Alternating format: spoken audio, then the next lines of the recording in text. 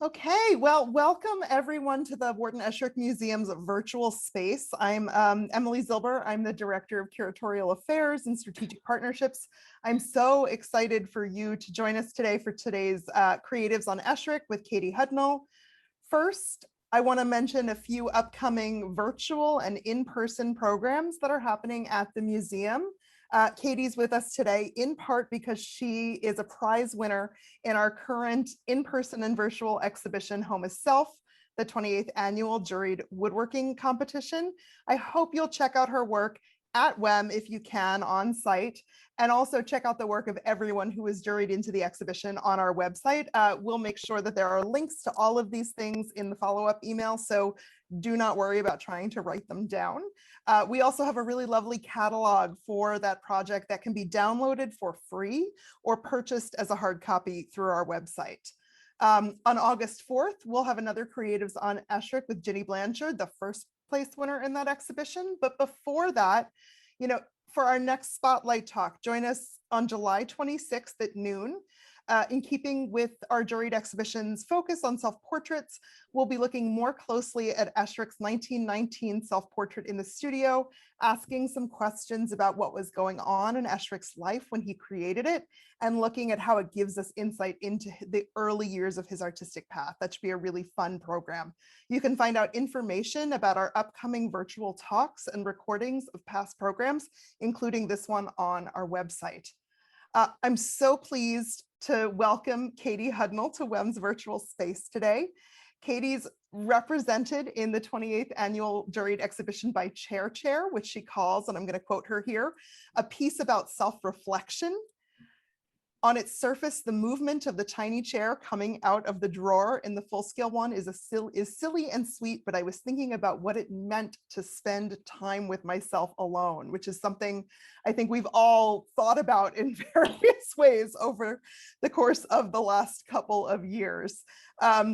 Katie received her BFA in sculpture from the Corcoran College of Art and Design and her MFA from Virginia Commonwealth University in furniture design and woodworking. Her work has been included in many publications and exhibitions, including Crafting A Continuum, Rethinking Contemporary Craft, and Making a Seat at the Table, Women Transform Woodworking. Hudnall lives in Madison, Wisconsin, where she runs the Woodworking and Furniture Program at the University of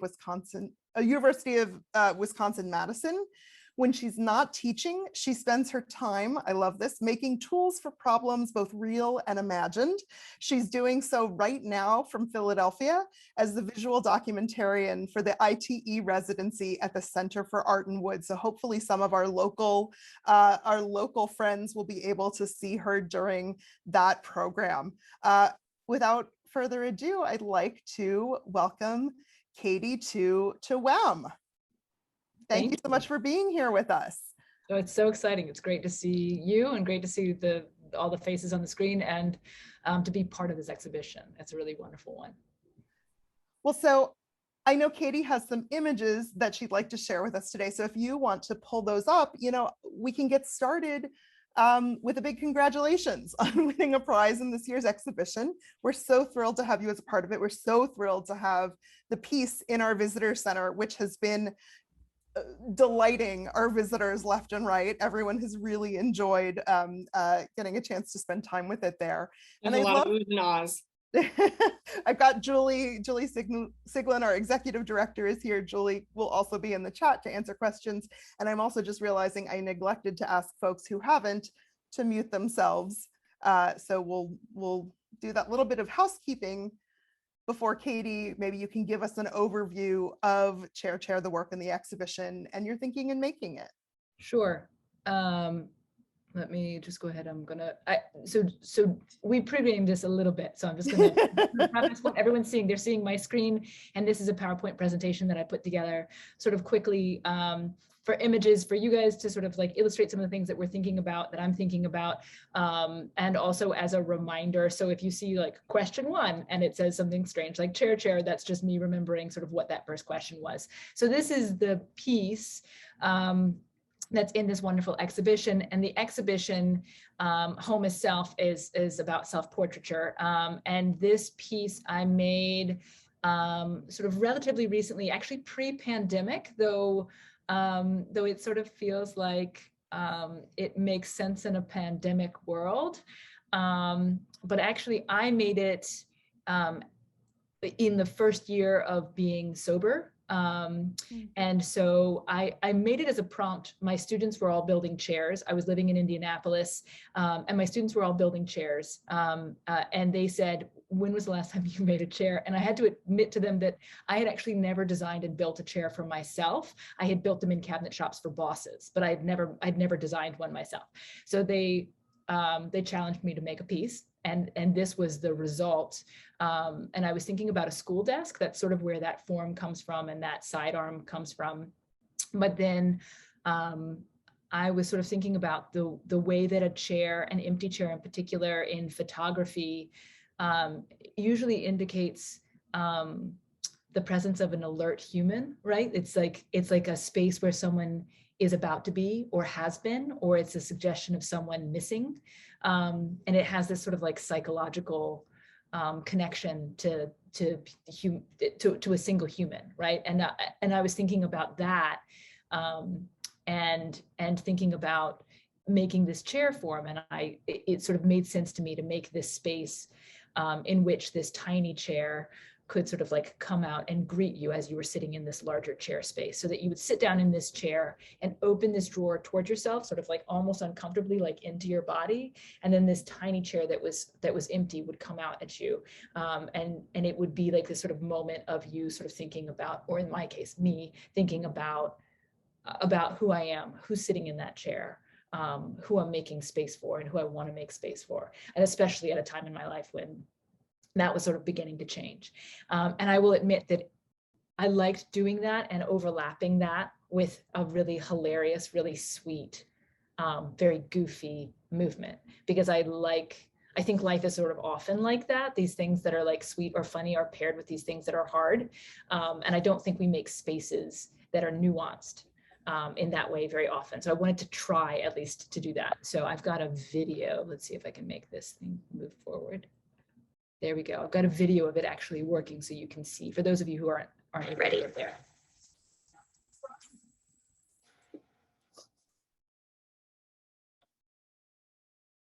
So there's little chair. It's not a big chair. CHAIRchair.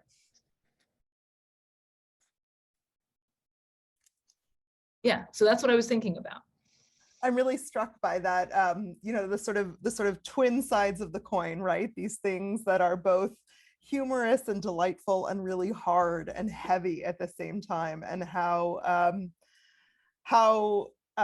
elegantly and sort of succinctly this piece gets at that dichotomy. So it's really a wonderful work, and I think does it shows how a self-portrait really can be anything. Yes.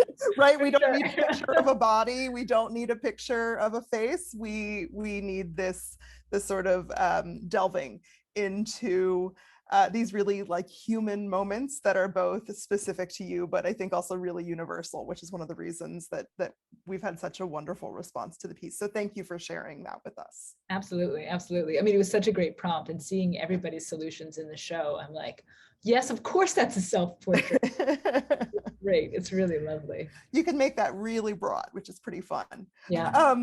I want to take a little bit of a step backward, if that's okay with you, and learn a little bit more about what brought us CHAIRchair in, hearing about your journey to woodworking and to furniture making. Sure. So this is question two. So, I sort of, when I give an artist lecture, a longer thing about the work, I talk about kind of how I found woodworking in the first place. And I found it the way a lot of people who maybe don't see or haven't seen themselves represented in a wood shop find their way into a wood shop, which is through art school. I think a lot of women share that. I think a lot of queers share that. And it's just sort of a nice kind of side door into woodworking. So I started off going to art school thinking that I would be an illustrator, and I still do a ton of drawing, and I love drawing. Maybe that's an overlap with Esherick. my first heroes were people like Edward Gorey. This is a little bit of a non sequitur, Katie, but having visited Edward Gorey's house last week, if you have not been, you need to do it. It's on my bucket list. It's like on my list of travel by hot air balloon and go to Edward Gorey's house are like the two Pretty things. great. Shel Silverstein is another human being whose work I just greatly admired, poems, but also illustrations.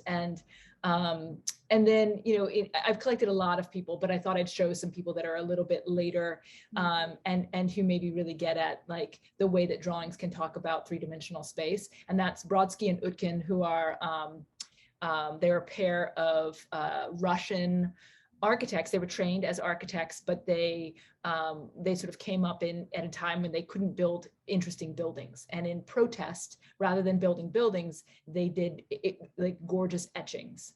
These are etchings of sort of impossible spaces. And there's a really beautiful book of their work. A student of mine a few years ago introduced me to their work, and I just sort of fell in love.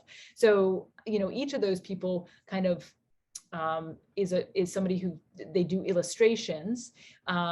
And those illustrations, what I think is so interesting about them here, I'm going to go back real quick, is like Edward Gorey is all about the space and the patterning and texturing of the space, which is something I'm obsessed with in my woodwork. Shel Silverstein is all about the precarious, which is something that I'm sort of obsessed with in my woodwork. Like all these things translate really beautifully. Precarious, strange, like spaces that are sort of impossible, things that are sort of cut through, like being able to see the inside and the outside at the same time. That's these guys. So I think like you can translate drawing so beautifully into woodwork. And then, you know, my other big hero when I was a kid was Tim Burton, the movies of Tim Burton, and anything that sort of had a mechanism in it, Rube Goldberg like machine. I wasn't necessarily interested in engineering. I was interested in the way, the sort of narrative of how you can take a thing and slowly make it do all of these other things to eventually do this last thing. It's like telling a story, but it's like telling a story with small actions. It's beautiful. So I had to sort of like show a Pee-wee and Pee-wee's Home, the breakfast maker. Oh, sorry, I went too far. No, that's fine. I mean, it goes right into the next question. I know, I was going to ask you, yeah, which is talking about the relationship between two-dimensional and three-dimensional work in your practice as somebody who, like Esherick, you know, is not only working in creating sort of furniture and furniture forms and sculptural forms, but also is drawing, also is really thinking about line and image in that way. Yeah. So going back to art school, like, you know, I got into art school thinking that I was going to draw things. And then I got into like one sculpture class and we did a bunch of different things. We did some subtractive work, stone carving, and we did some additive things, woodworking, welding, and wood just made the most sense to me and was the material that I sort of had the most empathy for. And so I started building. I was not very good and it wasn't a woodworking program. So I was bad at it for many, many years, which actually has been advantageous in some ways, because I invented, I sort of invented a language of joinery that that comes more from the people who inspired me as illustrators than it does from the world of fine woodworking. And like the trouble of my adulthood and woodworking is like pairing those. Like now that I'm good at, I shouldn't say good, now that I am sort of like adequate at woodworking, you know, how do I make things that are honest in their process? And that's been really interesting and like weird and challenging and great. But so, okay, 2D to 3D, like, and the sort of confusing line between them, like what isn't three-dimensional? Like paintings are essentially mildly three-dimensional. And this will go right into to Esherick, and this is my favorite piece of furniture. So Warren Esherick, I didn't really know his work very well even when I got out of grad school, but Mark Spheri sent me this an article that he had written about this particular piece and said, I think you would like it. And he said it because he'd seen some work of mine where I had drawn all over the surface, making it kind of hard to tell what was two-dimensional and what was three-dimensional. And that's something I'm still interested in, this sort of this sort of strange thing that can happen when you turn three-dimensional forms into canvases. But they're also able to have movement. I mean, this desk has a ton of movement to it, and the movement is surprising because it's all angled. So when something opens up, it doesn't open up the way you expect it to. And I say this as though I've spent any time with this piece at all. I've only ever seen it in photographs. I love it. But I sort of like opened it up and gone through it in my brain a million times. And I know the way that those things would open is like, so like, it would be like, you think you'd open it this way and it's going to go out this way. And I love that, like origami sort of. So yeah, I think the line between 2D and 3D is a blurry one, and one that's fun to blur.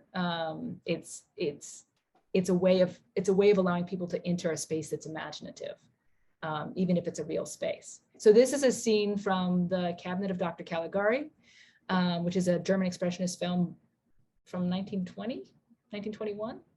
Great, like the grandfather of horror movies, kind of. Like if you're into this sort of thing, I highly recommend this movie. It's beautifully shot and strangely shot. And German expressionist film was sort of influential to Esherick. And I know this because Mark Sperry sent me images of the corner cabinet and a recommendation to go watch his movie. And I went to my local video store because we had those in 2007 or Once whatever. upon a time. A long time ago. I went to Fan Video in Richmond, Virginia. Shout out to Fan Video in Richmond, Virginia. If anybody has ever been there, I don't think they're still there, but it was a great video store. I rented the Cabinet of Dr. Caligari. I took it home and I was just blown away by this sort of strange set. And like, because it feels like you're walking in a drawing. Some of the shadows there are real. Some of them are painted, and some of the lights are real and some of them are painted. Some of the windows are real, some of them are painted. So like it's not hard to make the leap from this to this. I don't feel like there's something about the way that he breaks up space that feels stark and so much like this. So 2D to 3D. For me, as like with a background in illustration, being good at drawing, it's a strength, right? So like play to your strengths. Why wouldn't you? I'm always thinking about using the surfaces that I make in wooden forms as a way to draw. And in the last maybe 3 years since the pandemic, really, I started carving on my pieces. So a lot of eyeballs have gotten carved on things and then drawn on or around. And I've done some other carvings too, but I love the way that you can sort of mess with people. I don't want to say mess with, you can challenge people's perceptions of what the space is doing by drawing on it. And so it means that a three-dimensional object, you almost have to hold it or spend some time being able to walk around it to really understand it. And I like things that aren't easily understood in just a photograph. Mm-hmm. And this was the piece that Mark Sperry saw that made him think that I would like the Cabinet of Dr. Caligari. And I made this in 2007, right after grad school, I think, in a class that was taught by Jerry Osgood at Penland, of all people. Huh. He thought I was a weirdo. I mean, he wasn't wrong. So, so this is just a little cabinet. It's only about 30 inches tall. And it's got this telescoping drawer. And again, sort of like that play. Uh-oh, did I freeze? Did I freeze? You're back now. Okay, good. Yeah, so this has a telescoping arm, and telescoping is interesting because it translates two-dimensional space into three-dimensional space in this really great way. I mean, it's just fun to sort of move back and forth. And is that an eye motif there that I'm seeing, or? That's a really good question. In the top, it's a paisley motif. It's not. I was sort of trying to channel kind of Victorian wallpaper a la Edward Gorey without actually looking at any of it. So I designed sort of 3 different weird incredibly colorful. It's too colorful for me now. Like 43-year-old me is like, whoa, there, 27-year-old Katie. That was a lot. But it was a lot of fun to think about those spaces and to kind of give people a reward for opening up this black and white cabinet. Now there's color. Well, so I'm really struck by all of the problem solving that's been sort of implicit and the boundaries of everything that you've been talking about so far, right? How do you solve the problem of making something, feel as though it is in space and sort of out of space at the same time? How do you solve the problem of giving somebody this experience, this reward when they sort of interact with this object? And it brings me back to the line in your bio that I shared before about making tools for problems, both real and imagined. There's something really wonderful about that. I see this commonality between you and Esherick here, really, because I think of him as this consummate problem solver who is willing to make new tools and create artistic approaches that sort of meet the moments where they needed to be met. And I'm wondering if you can give us a little bit of some insight into how you think about problem solving in your work. Absolutely. So I'm going to tell a story in a second, but I think one of the things for me that that helps is that I use only reclaimed materials. That isn't 100% true. I would say I use like 97% reclaimed materials. Which means I'm limited in what I'm making with. I'm pulling things out of dumpsters and job sites and basements and scrap piles and off of sidewalks. And so I'm often starting backwards. I'm often thinking, what is this the solution for? Like, not what is my problem, but like, what would this solve? And I think when you work backwards like that, that's one way to be imaginative and to be inventive. Like, I think if you sort of start off saying like, I need something to sit on, it's got to be 17 inches tall, that you're sort of funneled in a direction already. But if you start by looking at something that's compelling to you or putting things together, and sort of playing with line and form and space, and then thinking, what does this do? then you can sort of work backwards and say, well, I guess it could be like an outer space flycatcher, right? Like, it could do that. You can sort of make up what it does. I think kids do this all the time, but as adults we forget, because we were much more often faced with problems than we are with solutions that we don't know what they solve yet. Well, and what's the point of finding a solution for a problem that doesn't yet exist, right? It feels hard to do in this world where we have to be practical, but as a child, creating a new problem is a great thing, right? It's a good way to play. It's a really great way to play. Yeah. And then the other way that I will sort of like talk about problem solving and how to be a good problem solver is, so I'll tell this story that I've told a bazillion times. Hopefully nobody in the audience has heard this, but in 2005, oh my God, I graduated from grad school and I moved to Bumpus, Virginia with my partner at the time, a really wonderful woman named Lizzie Perkins. And we moved to a house that had been her grandparents'. We moved into it in part because we were poor and it was a free place to live for a little while, and in part because they needed to keep insurance on the building. And her grandmother had moved in with her mom. So, and her grandfather had passed like 10 years prior. His name was Pharaoh Ware. And he was a character, and he fixed like everything on that farm. Like everything in the house was repaired by him. Everything was built by him. He built the house with his father. And the solutions were quite strange because it's 45 miles outside of Richmond, and that was the closest hardware store. Pleasance Hardware in Richmond was the closest hardware store. So, so 90% of the time he just fixed what he needed to fix. He was a farmer and he could do just about anything. So I'm sitting at the kitchen table one morning, sort of in my first couple of weeks of living there, and I look up over the refrigerator and there's a little green light bulb sticking out of the wall above the refrigerator. Really strange.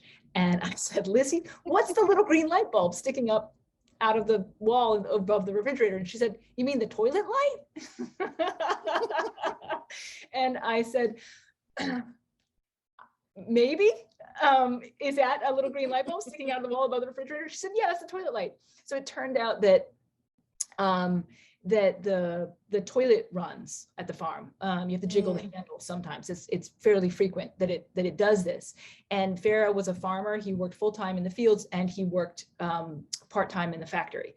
And he didn't have a whole lot of time to himself. The one time that he allowed himself to sort of sit down and just be was after breakfast. He would go use the bathroom and then he would come back out and sit at that table and wait to hear the toilet stop running. It would take a while, and eventually it would stop running and he would get up and go back out, or it wouldn't and he would go jiggle the handle, wait a little bit longer and then go back out. And he never fixed the toilet. He just listened for it and then jiggled the handle. Well, he went deaf over the course of a lifetime of working on farming equipment, and instead of fixing the toilet, he ran a little switch on the back of the toilet with a plunger in the back of the toilet so it would go up or down and turn on and off this switch. And then he ran electrical wire across the ceiling of the bathroom, across the ceiling of the kitchen, and down behind the refrigerator to this little green light bulb. And if the little green light bulb didn't turn off after a certain amount of time, that meant that the tank hadn't filled yet, and he would go and jiggle the handle. And he did all of that apparently like one Sunday morning in 45 minutes time with things that he had. The light bulb came from like an old car, an old dash. And it didn't take him that long, and it allowed him to sort of like continue to do the thing that he wanted to do. And when she told me this story, I was laughing and thinking about what a brilliant problem solver he was, but also that he recognized what problems he wanted to solve. He never wanted to solve the problem of the running toilet. He always wanted to be able to sit there. So I think like this brain that sort of figures out, that knows what it wants, is really like being able to listen to yourself and being able to listen to like what things matter to you is really important. And so like when I think about problem solving and what things I want to solve, it's a good reminder to me to just think about that story and think, I want to solve these weird, great, silly problems. And it's just a nice reminder. It's like a check-in. I guess I'm curious, is there a problem that you've ever decided, I don't need to solve this problem? This is not my problem. That's a really great question. I don't know if I have an answer exactly. I mean, I think some of it's about timing. Like when I made CHAIRchair, I had a list in my sketchbook of pieces that I thought were like sort of whiz bangers, like really good. And I thought they'd be beautiful, and they're still in there. And I thought that they would be surefire winners, and that they were serious, and that they that they would matter to the art world. CHAIRchair seemed really silly, like incredibly silly, and like not the thing that I should be making. I felt the same way about Nutcase, which I made right before it, and both were essentially about me getting sober. But in both cases, they felt like really silly pieces that like were not art with a capital A. Like those were not the things I should be making. I should be making these other things that were going to be beautiful, and I let myself solve those two problems. So I think in that way that they were problems that made sense for me to solve, and I let myself make pieces that ended up being really valuable. And if I had been listening to like my front brain, the one that yells, I wouldn't have made those pieces ever. And maybe I would have made fine work, but it wouldn't have had the same spark. No, the hierarchy is never going to get you to the right solution or the right problem, it sounds like. Why are the wrong voices always the loudest? Yeah, well, that's a question for a bigger conversation. That's a good point. It's a good point. I mean, I'm curious if we could bring it back to the studio. I know that you've had a chance to spend some time in the studio space, and I'm curious, if you haven't seen the piece of Esherick's that it may be your favorite, but if seeing Esherick's work within the sort of context of his home, has made any impact on your understanding of yourself as an artist? It definitely has. And I'm going to fast forward. There's more work I forgot. Yeah, I'm gonna go through those real quick. Yeah, anything that tell the light bulb story. We got it. We already got there. So in 2016, I did the Wingate residency here at the Center for Art and Wood the first time, and I've snuck back in as the visual documentarian. So that's why I'm here again. They let me back in, but Mark Spheri gave us a tour of Esherick's home and studio, and so we all got this incredible in-depth sort of understanding of the complexity of him and these wonderful, great stories from Mark, who's just a great storyteller, and knows so much about Esherick, has done so much research. And I guess one of the things that really inspired me and still inspires me is how much a part of his work he was. Like it's in his life, like that little room upstairs, like where do you draw the line between what was his artwork and what was his life? You can't. And I think often in our culture right now, we're sort of like trying to make this sort of hard stop between work and life. And that's getting more confusing as COVID has happened, and maybe was already super confusing. For me, that has never really worked particularly well. Like my life and my work are the same thing. And that's hard, and it can be really complicated. And there are downsides of that, but I wouldn't have it any other way. I love that that all of it sort of is together. Like when people ask me how I keep organized, like this is my sketchbook. My sketchbook holds everything: grocery lists, numbers, drawings, ideas, notes from classes that I'm taking, notes from classes that I'm teaching. It's not just art. Like thank you note practice runs for like my family and my aunt. Like it's everything. And for me to have everything in one spot means it's easier for me to deal with.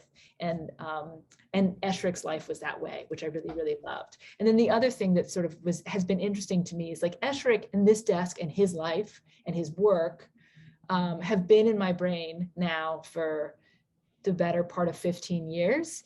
And then whenever I give a presentation, I talk about sort of my influences. And so we're looking at this desk, we're thinking about the cabinet of Dr. Caligari and German Expressionism and German Expressionist films in particular, but this film in particular. And then the way that I grew up, I already mentioned Tim Burton as an influence. And the image on the left is the hallway scene from Beetlejuice. People who are like 40-something-ish will recognize this scene. And on the right, that's a scene from the cabinet of Dr. Caligari. Like Tim Burton used, built on the ways that they broke up space in the cabinet of Dr. Caligari to make some of his sort of wonky films. And so it's sort of, I think it's like almost no wonder that I'm obsessed with Esherick's work, particularly with the corner desk and some of the pieces that are built in that way, because I've been thinking about, because I got it from Tim Burton, who got it from the cabinet of Dr. Caligari, and that influenced, we have the same sort of like grandparents. Yeah, there's a common lineage here, even if you're coming at it in very different ways. Yeah, no, absolutely. And so I think there's something really beautiful and really interesting about that. Like, and I remember in undergrad or grad school, somebody telling me, like, if you like an artist, look who they like. It's like, see who they like and follow that back. And I didn't do it because I was young and dumb. But now, I think, oh, right, like, of course. It's been taking my brain a long time to sort of figure this out, but that is it's definitely there, and it's been a huge influence from Esherick. And it's strong enough that it was there without you having to do the work. So Yes. sometimes sometimes you get a shortcut. we got a little preview of the next thing I want to ask you about, but I think it makes a lot of sense based on Tim Burton, this Pee-wee's Big Adventure image that we're seeing here. Yeah. You know, we of course at Esherick have our motto about if it's not fun, it's not worth doing, and play and this invitation to the unexpected that you've already mentioned is so much a part of your work. And I would just love to hear you talk a little bit more about play and the role of play in what you do. Sure. So, so there we go. There's an eyeball. So I've always approached, I think I've always approached the world with humor. It's an important part of my family dynamic. We are Southern and not always really good at communication directly. But we joke a lot with each other, and humor is just like, it's a beautiful way to introduce hard things, hard topics of conversation. And it's a way to bring people into something and to make it stick for a little while. And I think that I've always been interested in humor, and particularly in sort of like the offbeat, or the sort of like slightly quirky, like, that's not quite right. Like, what is that? That's got too many eyeballs or whatever. And so when I was in grad school, I went to undergrad for sculpture, and I was trying to make, again, I was sort of fighting myself. I was trying to make very serious work. I thought that's what you did. I think a lot of people do. It didn't occur to me that you were allowed to be silly or funny and make work with those as drivers. And I got to grad school thinking kind of the same. And I had a really fantastic mentor. My woodworking mentor was Bill Hammersley, who's also fantastic, but somebody on my committee was a woman named Susan Iverson.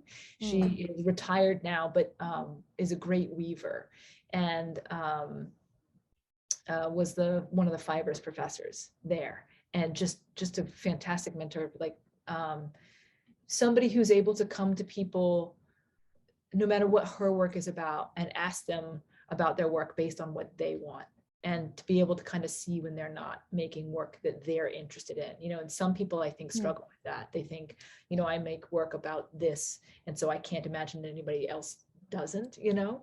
But she's just, so she saw my sketchbooks, and she saw that my sketchbooks were full of funny, weird creatures.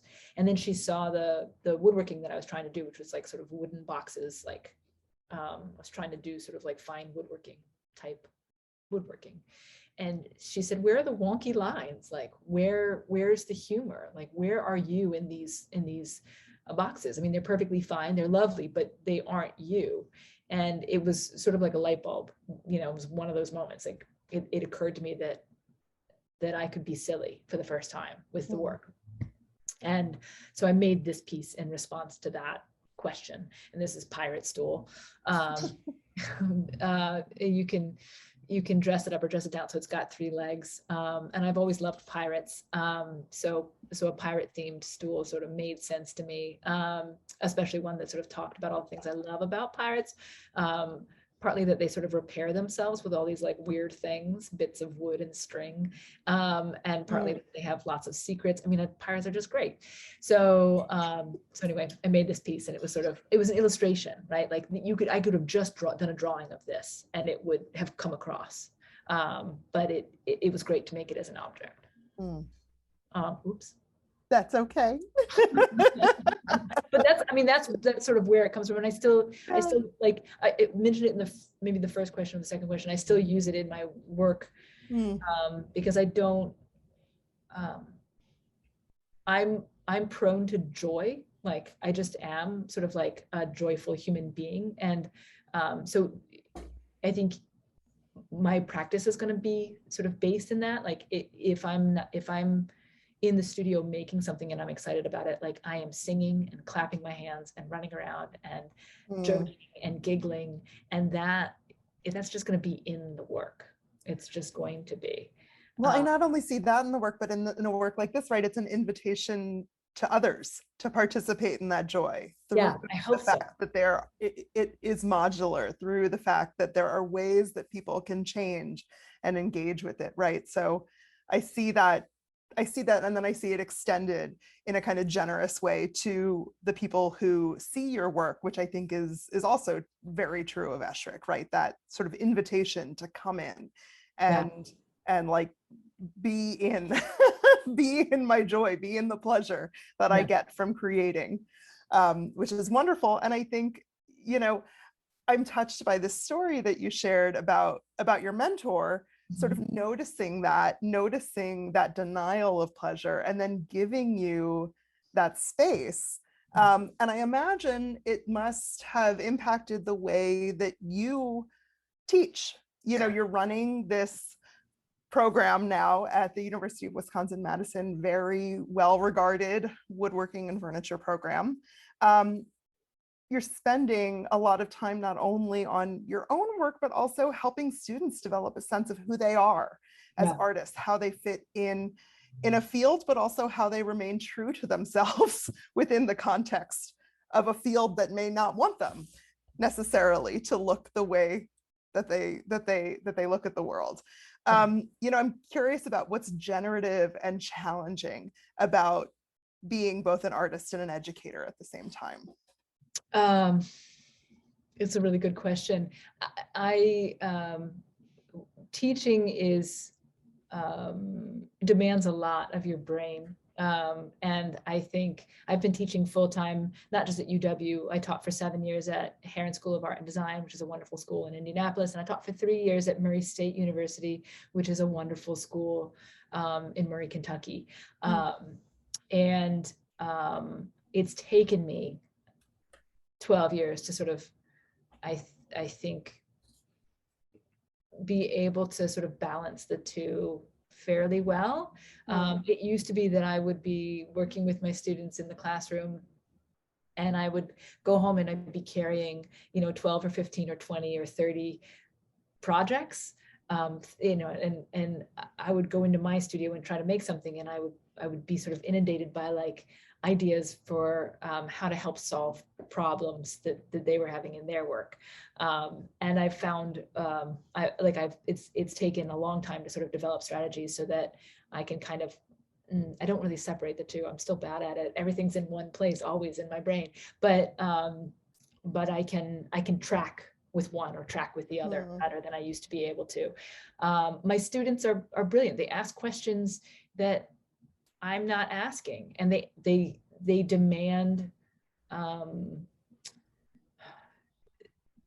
when I make my work, my solutions, I'm moving like water, right? My solutions are guided by the places I've already been and the solutions that I already have. And so I just sort of flow into the same spots again. And then I have a student come up to me and be like, so I'm thinking about a 7-sided pyramid. And I'm like, whoa, what? That's a terrible idea, but they want to make it. And I'm like, trigonometry, let's figure this out. And so it's, it is, it's wonderful because it forces me to sort of, it forces me to learn new things all the time. And that's generative and absolutely fantastic, and maybe also exhausting at the same time. I would say, especially in the last, maybe since 2016, like just sort of put that there, they have taught me a lot about what it's like to be young in the world right now. And so that's really generative too. Like, I have a better grasp of the language and the way that the language is shifting, language around the political and around gender, around all of these things that are really valuable, that maybe other people my age wouldn't necessarily have, because they're not spending their days talking to 20-year-olds or 19-year-olds. So that's really generative and wonderful, and a sort of side note. And then sort of paired with that, there's this sort of constant question of why are we making superfluous objects right now in the world? And then, my response being, they're not superfluous, right? Like it's pretty valuable, I think, to be making things one at a time, but it's great because I could be really myopic. I could be in my space making work and not thinking about the fact that the world is troubled. But they're making me say, why is it valuable to be making that work? Because I'm having to tell them why it's valuable. And so there's a great conversation that's happening that's hard, but that's making me sort of like, making me look for answers, even if I don't find them perfectly. Yeah, so it is challenging, but it is, I like it as much as I like making work. And I never thought that I would say that, which is, it's taken a long time to sort of get there. I think we sort of quietly, I quietly, let's say, for the first 9 years that I was teaching, was like, you know, okay, fine, this teaching thing, but really art making. And, you know, I loved my students then, but in the last few years, it's like, I'm not sure that I could pull the two apart anymore, which is great. And also really makes sense with that holistic way that you have of looking at your work in your life, right? To have those things be fully integrated. Yeah. I want to ask you one last question. We'll have a time for a question or two from the audience. So start thinking now if you have anything that you want to ask Katie. But you know, before we open it up to the folks that are here, I'm curious what you're excited about right now in your work. What's on your mind? What's really compelling to you at the moment? So it's a great question. So I'm at the ITE. That's really exciting. One of the Wingate residency, I think that there may be a name shift at some point for that, but I am here as a visual documentarian, which means I'm keeping the blog. And for anyone who has read that blog, I apologize. I'm not a writer, but I think it's just my mom, which is good. But I'm keeping the blog, and I'm taking photographs of the people here, and I'm trying to document it the best that I can. But the way that I finagled my way into this particular position is that I am interested in thinking about collections, and why we collect things and how we collect and display things. And I'm interested as an artist and as a collector. And you know, you can think about that in terms of art, or you can think about that in terms of anthropology, or archaeology, natural history. I mean, there's a lot of different ways to sort of think about, you know, what our collections say about us. But so my job here will be, at least in part, to make a cabinet that contains a collection of objects from the artists, that talk about something that they're interested in, sort of like having collected from this time. And then that whole sort of unit will go into the exhibition at the very end. And that's something that I'm really interested in right now, is like thinking about collections. So this is a piece that I made this past year, and it's called A Container for a Lost Year, and it's a collection of just one object.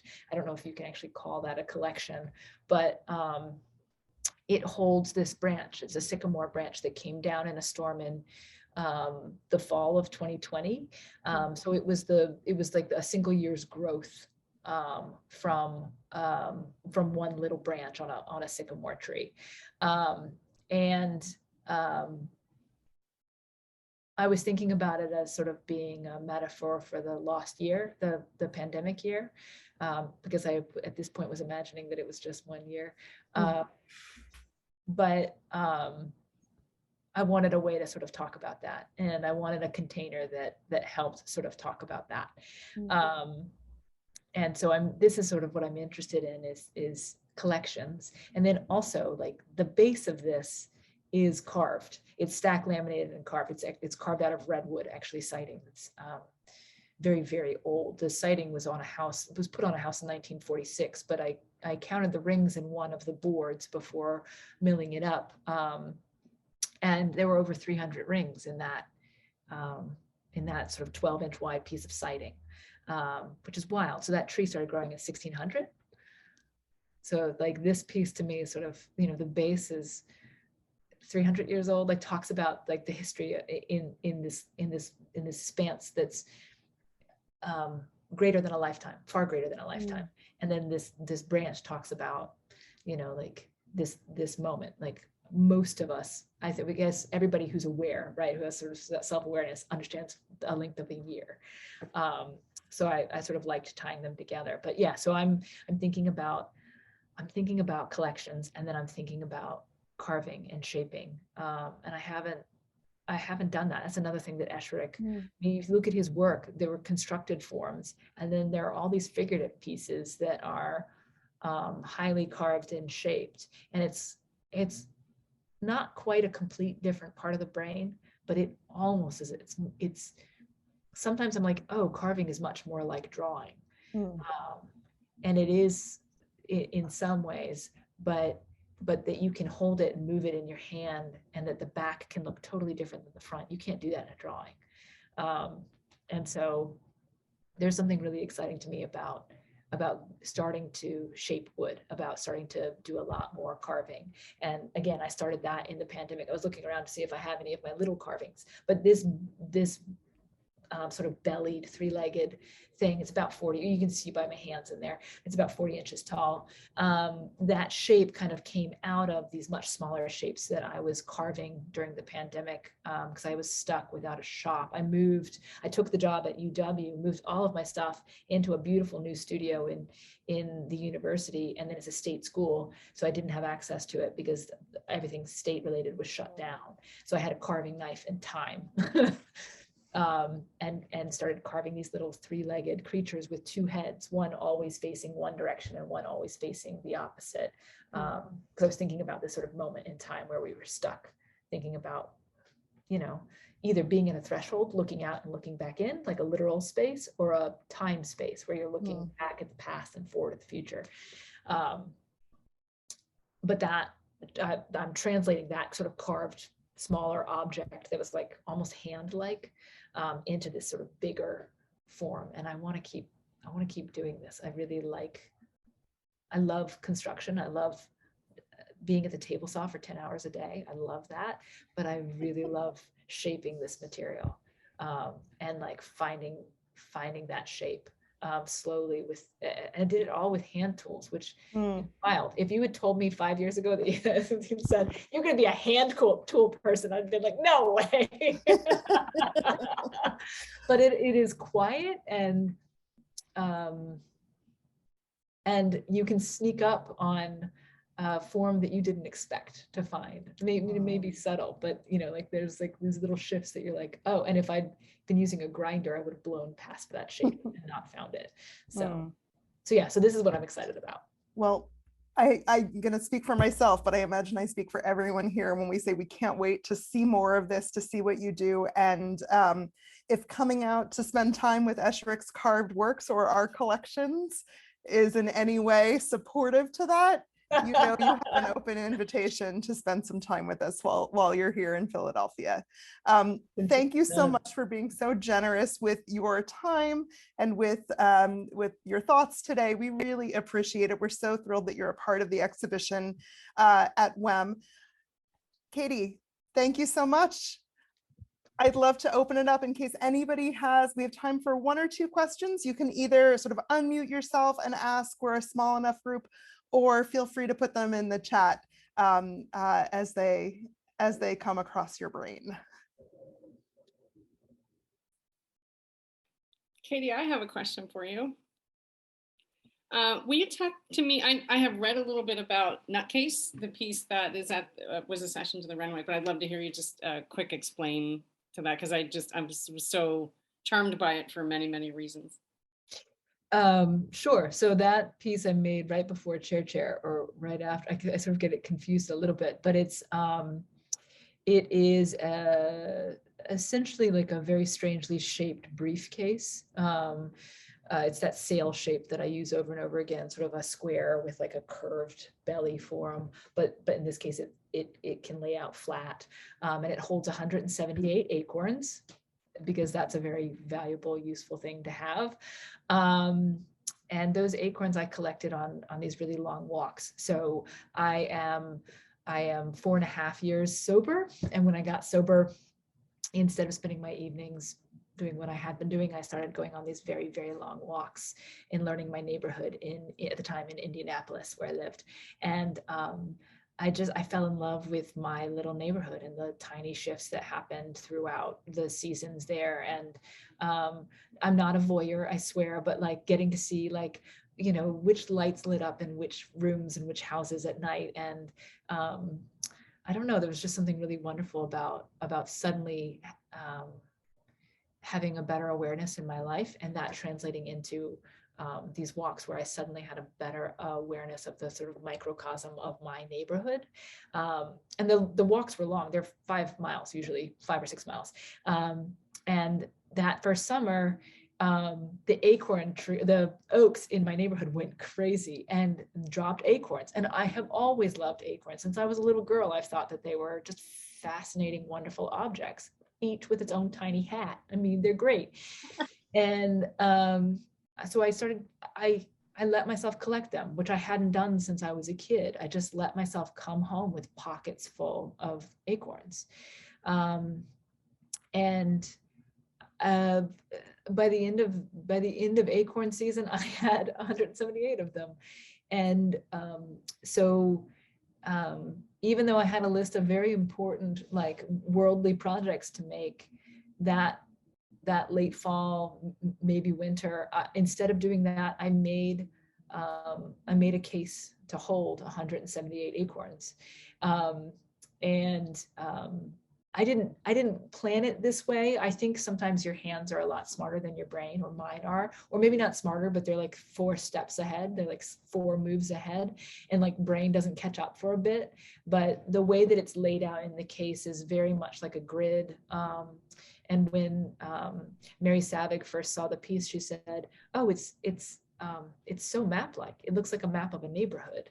And I was like, "Oh, that's really beautiful." It wasn't intentional, but it certainly applies, and it feels right that it is that way. So I made the case, and then I was like, well, of course it needs a stand for display. So I made a stand, and both fold up and you can carry them with you. And in fact, when I met Mary Savig to show her the piece that might be acquired by the Renwick, we met in a park in Maryland on a hot day in the fall, I think, the following year, because it was COVID and we couldn't meet inside. So I showed her, I set this piece up in a park in Maryland somewhere. And she said, "It's really beautiful. We'll send you an email." And then I broke it down and I carried it away. So, and the squirrels were quite jealous of me. Well, I would love to see the worldly art that you talk about, but I think what you're doing is exactly what you're supposed to be doing, because that piece and CHAIRchair are just humorous and resonant and complicated and light, and your personality really comes through. Thank you very much.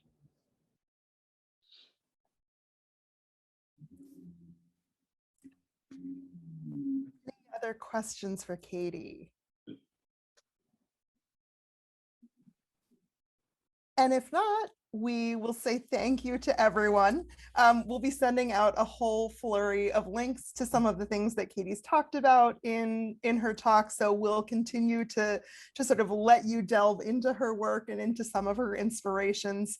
And hopefully, again, you'll spend some time with her while she's here in Philadelphia for local folks at the center for the ITE residency. We are so grateful to have you here with us today.